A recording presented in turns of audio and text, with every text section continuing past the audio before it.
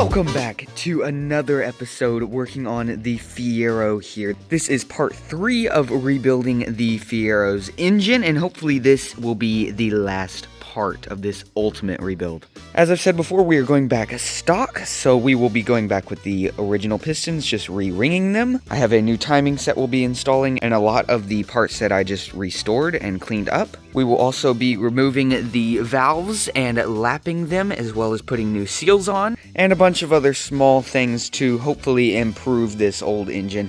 But might I say, it's looking pretty nice after we painted it. So the first thing I want to get done today is go ahead and remove all of the valves, and then get the valves lapped and get the new seals put in, so we can have these heads done with and ready to reinstall in the engine. And then we'll probably move on to the pistons. Let me show you how I do these, so you can do them yourself, and then we'll move on to the next step. So I don't know if this is the right way to do things, but this is how I'm doing it on a budget. I've just got a socket here and a hammer, and we're just going to stick this right on top of the valve and hit it. After a couple hits, this should allow those locks to come out of place, and we should be able to get the spring in the valve out. There's one of the keepers, and just hit it a couple more times and the other one should come out. Just like that right there. Now we can take the spring off. So I have already lapped this one, but I forgot to put the seal on. So I'll show you how to lap the next one, and then I'll just show you how to reinstall this one. My rebuild kit came with these little umbrella seals. You're gonna wanna stick some kind of net towel or something under here to hold up the valve, just like that. Now you can take that seal and pop it over the top. There you go, just like that. And that is the new seal. This is the old one. It actually wasn't in very bad of shape, but I'm gonna replace it anyway. So now, very simply, we can put the spring back on, just like that. The spring retainer. I just like to take the two holders and put them back in place. Now, you're definitely going to want to get one of these. You can get them pretty cheap at like an O'Reilly's or Amazon or pretty much anywhere you shop. Put this along as far down as you can on the spring, and then just start screwing it in, which should eventually allow those retainers to hold into place. And that is how those retainers should look when they are low enough to properly seat. Now, if I let this pressure off, they should properly go into those little sleeves. Just like that right there. Perfect. Now I'll show you how to do one more, and I'll show you how to lap the valve this time, and then I will continue to move on through this head and move on to the next one. Same process once again to get the valve out. Just like that, and hopefully you don't lose these because they go flying everywhere. Valve lapping is super simple. You're just going to need a tool just like this right here, and some of this valve grinding compound, which you can get on Amazon or O'Reilly, pretty much anywhere. Also, you're going to want some Ultra Slick. I use Permatex Ultra Slick. It works fantastic for when putting the valves back into place. Let's go ahead and turn the head over and take the valve out. There it is right there. Set that aside for now. Now, first things first, I like to clean the surrounding area. I don't want any rust or any contaminants getting in this. And clean the valve. Now, very simply, take your valve and put some of that grinding compound on the edge right along here, just like that. Now I'm just going to take my finger and smooth it around so it looks covered completely like that. Now we're just going to pop it back into place, just like so. And you're going to take your tool, which has this suction cup end, and put it on the valve. And now you can start turning and rotating the valve back and forth. And this is just going to grind the head, and it makes a better seal for that valve. After a long time of these valves opening and closing, little small cracks may form, or rust, or anything else that could cause the valve not to seal properly. So this is just going to grind the two surfaces together so they make a proper seal. There's that fresh lip there on the valve. And you can see how nice and new that looks where the valve meets in the head there. So much better. This is going to make a much better seal and just make your engine run that much better. Now that we've lapped our valve, let's take the valve, and I'm going to stick some Permatex Ultra Slick onto it and slip it back into place, and then we'll go through the same process we went through on the last one with the new seal, putting the spring back on and compressing those retainers down into it, and then we will have that seal completely finished. Now I'm going to quickly run through all of these on the other head and the rest of the three here, and then we'll move on to the next step. All right, now the heads are completely lapped, and I've got all of those new seals in, so they are finished and ready to be reinstalled when we come to that. But next up, I want to get all of the pistons re-ringed with new rings, and then we'll go ahead and get the crankshaft on and get the pistons put into place, and then we'll keep going from there. We are rolling along with progress though, so let's go ahead and get these pistons re-ringed. For those of you following along at home rebuilding this exact same engine, it's quite simple. There are two of these really skinny little rings here, and then there's this wavy ring in the middle at the very bottom of the piston rings. The middle one is the thickest and the top is the next thickest, and those just go along and sit along right there like that. So I'm going to re-ring all of these pistons and then we'll get ready on the crankshaft.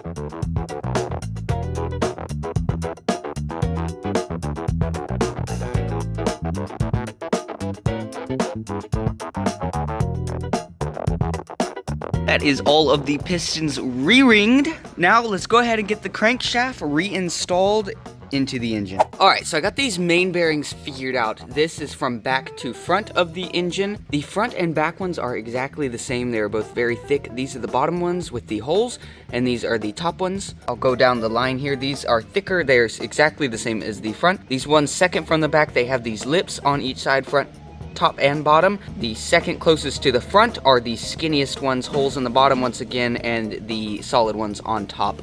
Here are the new ones laid out on the engine. I'm gonna go ahead and get everything installed in time lapse, and then we'll get the crankshaft set into place.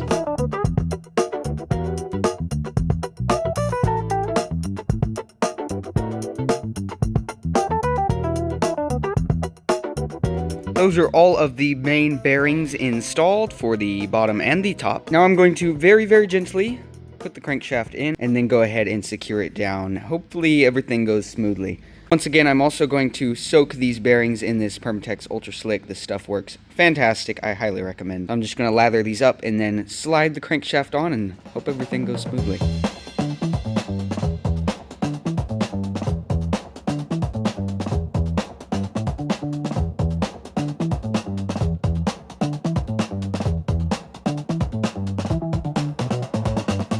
Alright, now it's time to torque these bolts down, and they go down to 65 foot-pounds, and you're starting from the middle and going out. Also, as a quick tip, put some engine assembly lube on the threads and under the heads of the bolts. That's going to make sure you get an accurate torque measurement.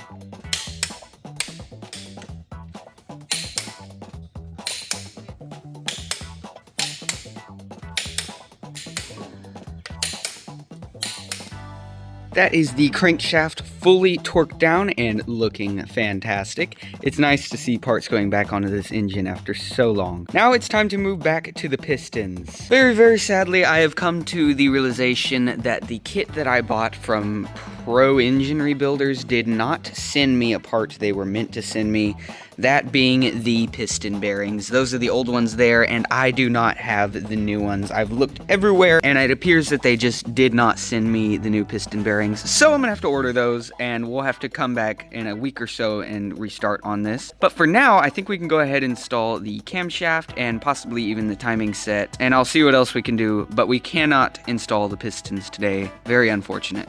Let's move on to that though. So I'm going to go ahead and lube up all of the cam bearings, and then we will install the camshaft and align everything to install the timing set. And then we'll see what else we can do from there.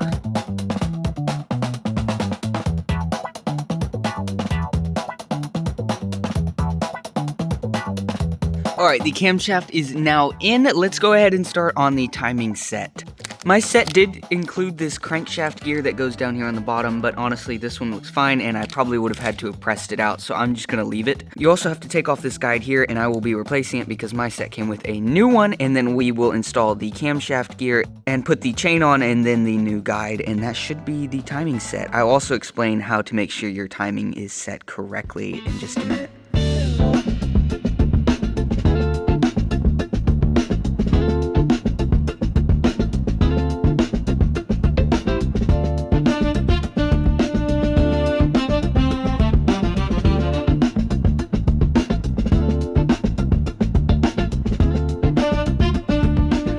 Is the timing set installed, and I was having a lot of trouble torquing down these bolts, but I was able to stick the harmonic balancer onto the end of the crankshaft, and then that gave me a lot more grip to hold it so I could get it torqued down to 40 foot-pounds. That's how much you want to do those. Also, I mentioned a minute ago something that was very important on how to align this, and it's really quite simple.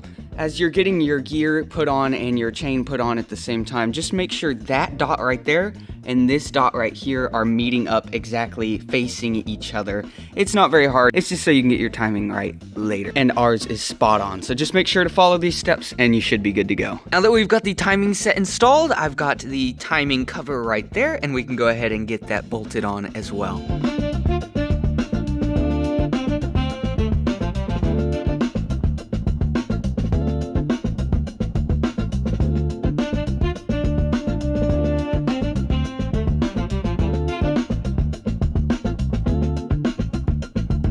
That is the front cover reinstalled, and I also had to put the water pump on because most of the bolts that hold on the front cover are actually the bolts that hold on the water pump.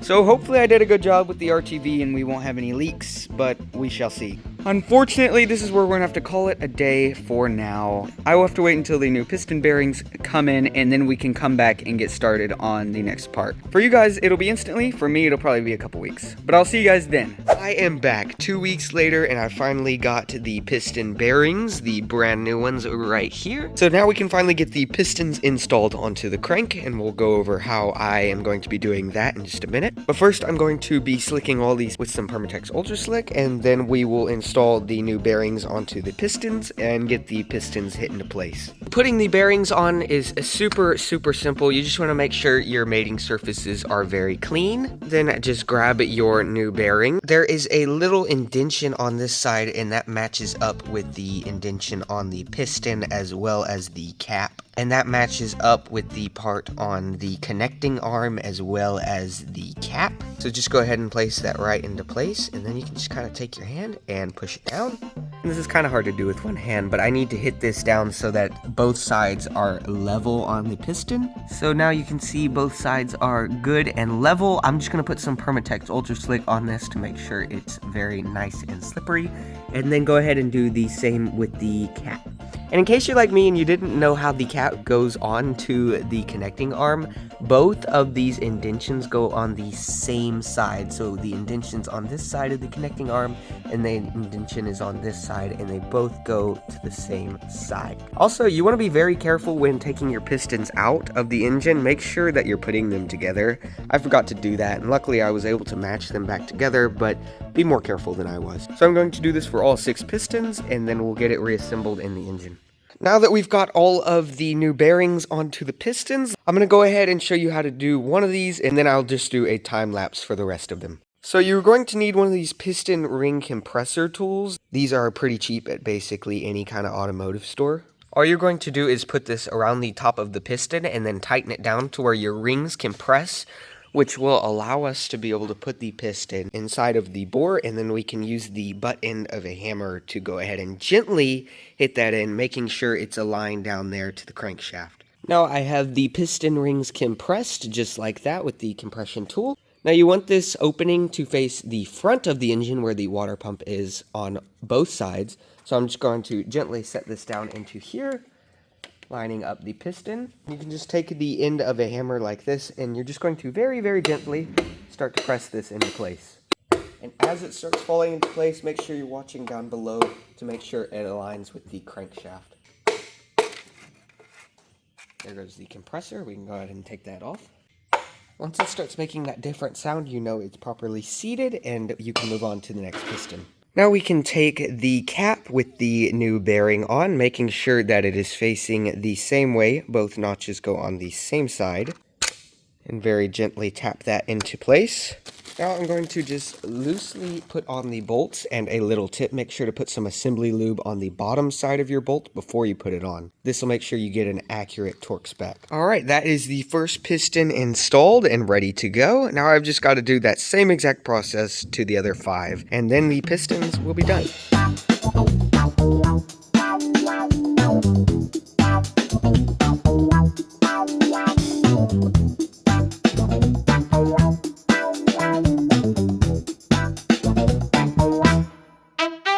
Now we have all of the pistons reinstalled, and just listen to this glorious noise.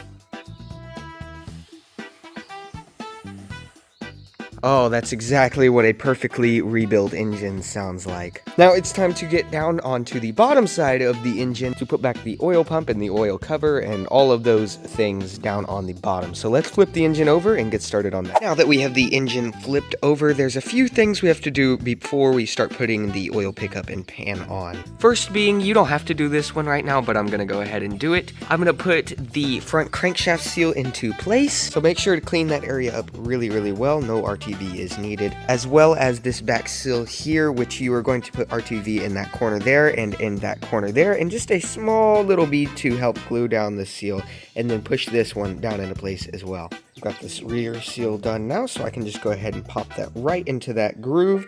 And we put some RTV down in those corners, so that should just kind of keep it held down. Do the same on the other side, and then we'll move on to the front crank seal. This one's super simple as well. We're just going to take the gasket and put it into place just by hand. We're going to remove that bolt, but I'm going to put this block of wood right over the top and just very gently hit it with a hammer in. Slow and gently does it for these kind of things.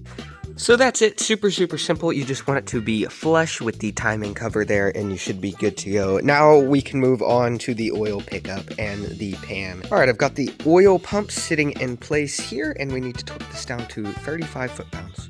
All right, the oil pump is properly torqued down. Next, we'll be putting the oil cover back on top. But I also went ahead and put in my rear main seal. Again, this is super simple. Go ahead and put some grease on the inside lip. That's just gonna help it slide in. And use that block of wood mixed with a hammer and just very gently tap it in. And you want it to be completely flush with the surface. You shouldn't be able to see it from any angle sticking out.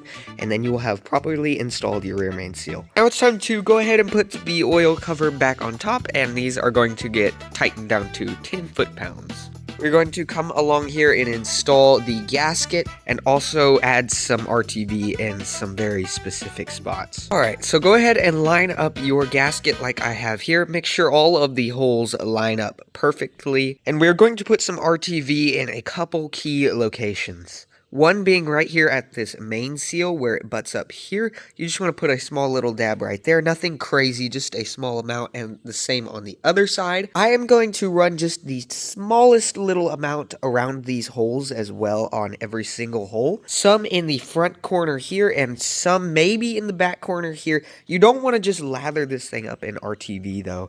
I'm also going to be putting some right here on the corners where it meets up to the timing cover on each side. And put a little bit more on these top holes and maybe just a touch more right here to kind of hold it up while I'm putting the pan on. You don't want to overdo this, but you also don't want any leaks. So just be smart about it. Maybe watch a video or two on how to do this. But really, it's pretty simple.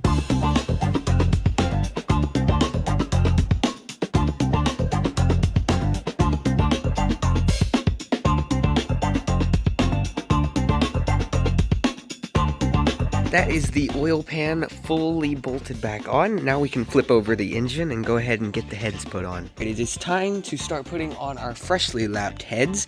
You have to torque these down in a very particular way, going 1, 2, 3, 4, 5, 6, 7, and then 8. I can throw up the torque diagram on screen right now. And you want to go 25, 45, and 65 in that exact order to get these torqued down properly. I'm going to clean the bottom mating surface, and then we can go ahead and get the gasket in place and get these heads put on to the block. Just a couple more key points. Make sure to put some of that assembly grease under your bolt heads. That's just gonna, again, make sure you get a proper torque spec. And on your head gasket, there should be a small label, something like that, that says top. Make sure you get the orientation correctly. You don't want to do this wrong. Let's go ahead and get these heads installed.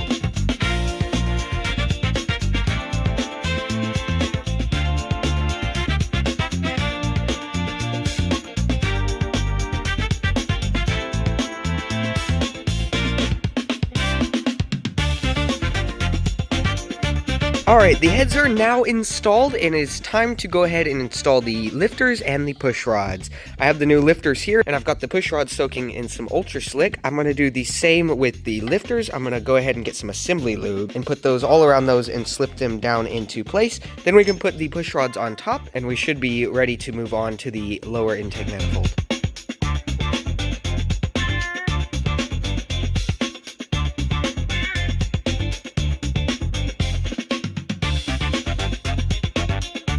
Alright, now it's time to install the lower and the upper intake manifold. And a quick tip, if you're following along at home, make sure you put on this gasket before you put the push rods on. Otherwise, you're going to have to take the push rods back off and then fit the gasket into place. Also, don't be scared to bend this gasket out of the way. That's designed to go. So let's get that lower intake manifold and that upper intake manifold reinstalled.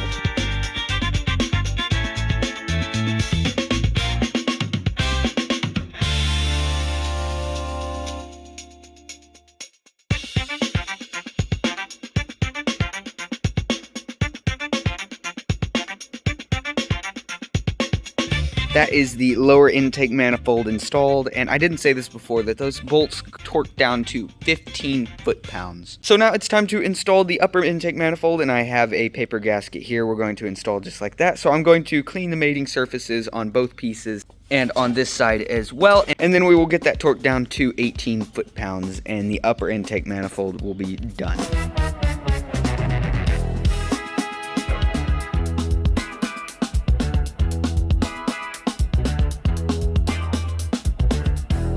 Alright, now the upper intake manifold is installed.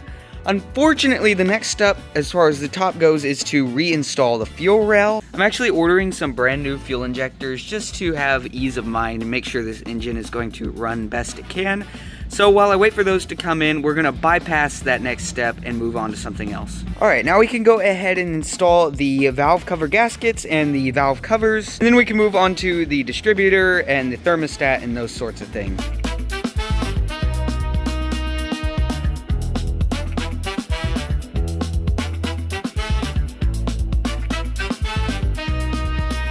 Alright, it's really starting to come together now. Everything is looking really, really nice.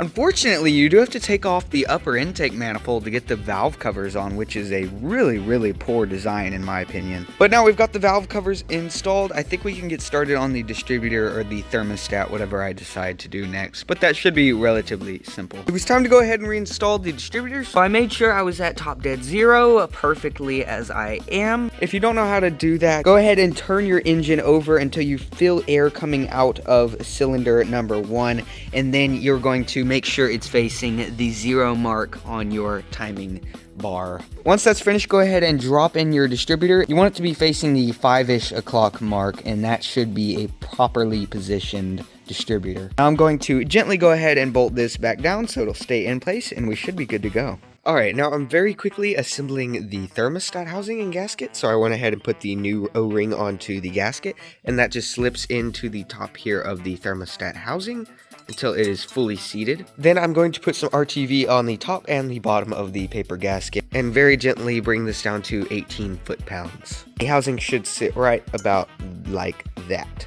Alright, I've got that housing installed now, and I want to go ahead and move on to putting the new injectors onto the fuel rail. I did put the first one on right there. It's pretty simple. There is a small retainer clip right there that you can see. You just want to turn that around until it comes loose, and then basically you just wiggle these out of place. You do want to make sure that the O-ring is not left in there. You want to make sure that comes out. You can grab it with a pair of needle nose pliers. Then just very gently install your new fuel injector, and I'm going to do that to the rest of these. It should go pretty quick and be pretty simple. Okay, that is all of the new injectors installed, and it's time to put this into the engine, and then we will see what's next. I've got the fuel rail properly installed. Now we are going to go ahead and torque down the top intake here. I've got the paper gaskets in place on both sides, and these will get torqued down to around 18 foot-pounds. Go ahead and stick all these bolts in and torque them down. Alright, we are finally done rebuilding the engine. Every part is put back on. Next time, of course, we will be working on getting the engine into the car, and that will involve some more things like the exhaust headers right here I have to put on, but I'm waiting for some bolts to come in, as well as all the clutch and all that assembly there, as well as the transmission. All of that has to go onto the engine before we put it in the car, but I'm actually going to be bringing everything, including the car itself, back to the everyday garage so I can be using my new lift to put the engine and transmission into the car. It's going to make things a lot easier because with these cars that are like this, you have to lift the entire car up and set it down on top of the engine. It's a really weird process. But I really hope you guys enjoyed this little mini series. It was a lot of fun. First time I've actually fully rebuilt an engine. And it was on a budget, so you guys get some ideas for yourself and learn from my mistakes. If you have any questions, I'm going to be linking a PDF document on my rebuild process down in the description, and leave me any comments below and I will try to answer them to the best of my ability. I hope you guys enjoyed this little video series. Next time we'll be putting the engine in the Fiero and hopefully hearing it run for the first time. Hope you guys enjoyed the video, and I will see you next time. Later.